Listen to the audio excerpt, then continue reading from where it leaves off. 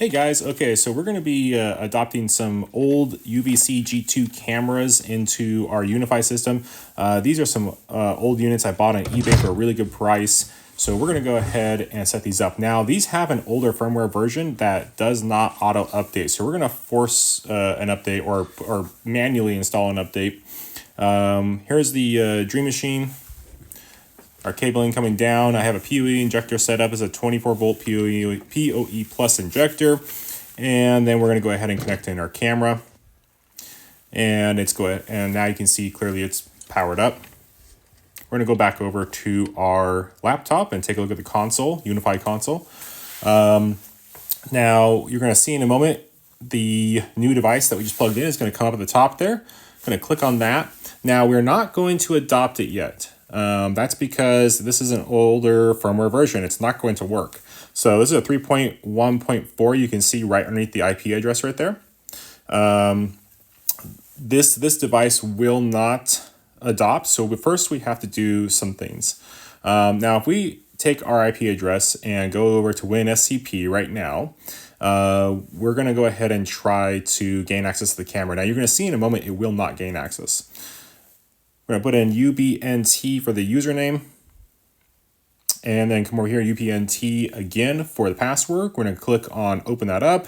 Now it's not going to work because we have not reset the device. So we're going to click on accept and it says access denied. That's because the password is incorrect. So what we need to do here is we need to go ahead and reset the device first. After resetting the device, then we can actually gain access using the UBNT password.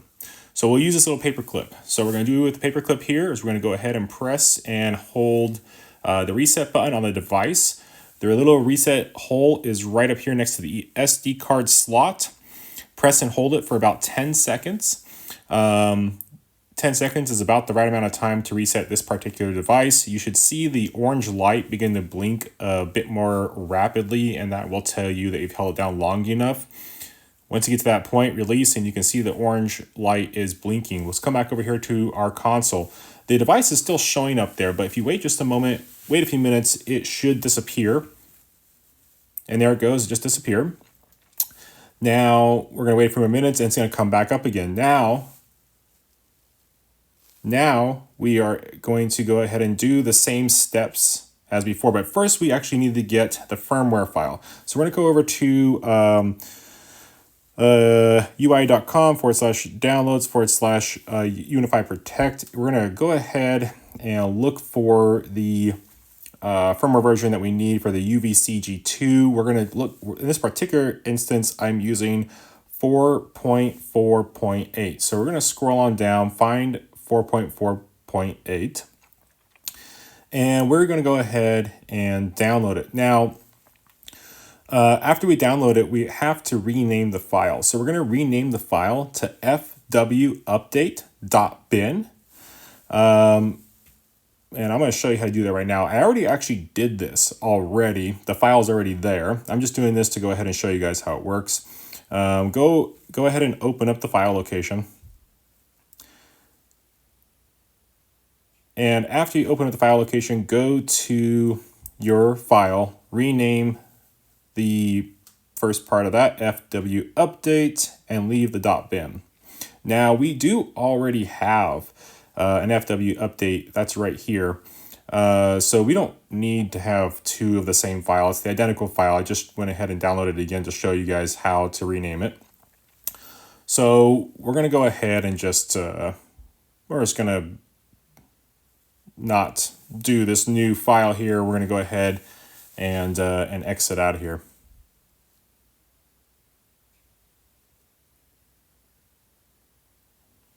Okay. So let's go back over to our console here. We have our IP address over here on the right-hand side. We're going to go ahead and double-click it, copy it, and we're going to go ahead and open up winSCP.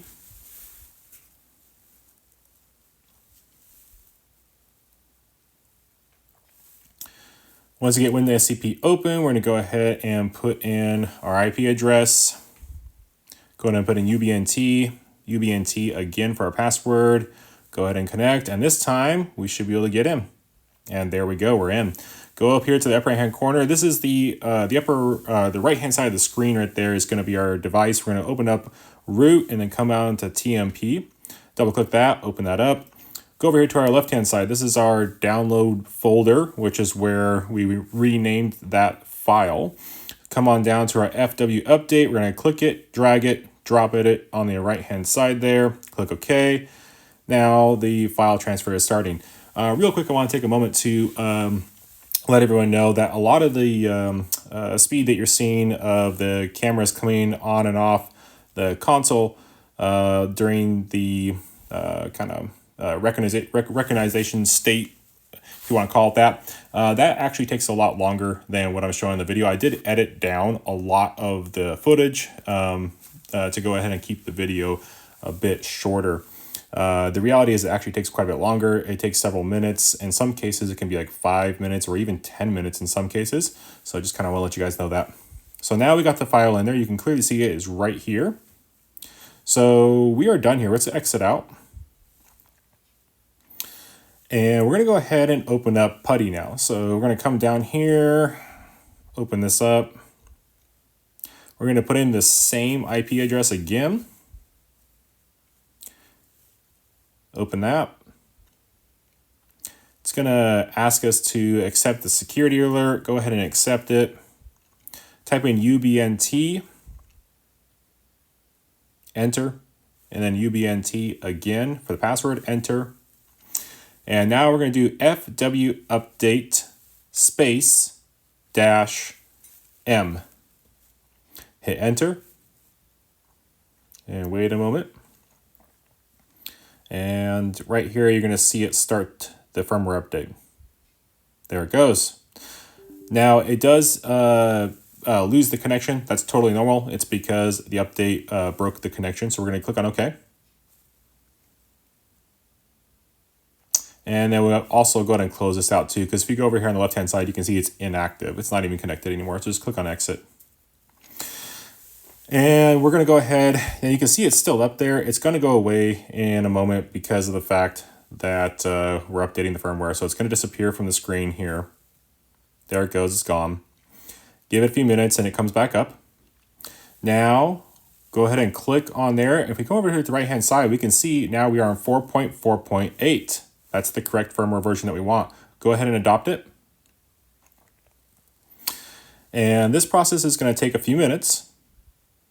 Once the adoption process goes through, then it should update. Now, in this particular one, it did start auto-updating really fast. The other cameras I've done have taken several minutes to start the auto-update process. This one happened really quick, which kind of surprised me. In some cases, the auto-update doesn't seem to happen. If that happens, go up here to the settings, come down to the bottom. You can see you can remove the device, and you can remove it and then re-adopt it back to the console, and it should start the update process. So here's the updating process. It's going through all the updating. And there it goes. Now, if you come down here, you can see now we're at 4.40.8. So auto-updated to the most current version on its own. Went ahead and opened up the camera. You can see that the little dots down here in the left-hand corner, they're not, it's not fully connected yet. It's almost there. And there it goes. All right, so now we're gonna go ahead and go to a live video feed. Hey guys, I want to appreciate you sticking with me to the end. As you can see, the camera is clearly working. This is the security camera that we just adopted into the system.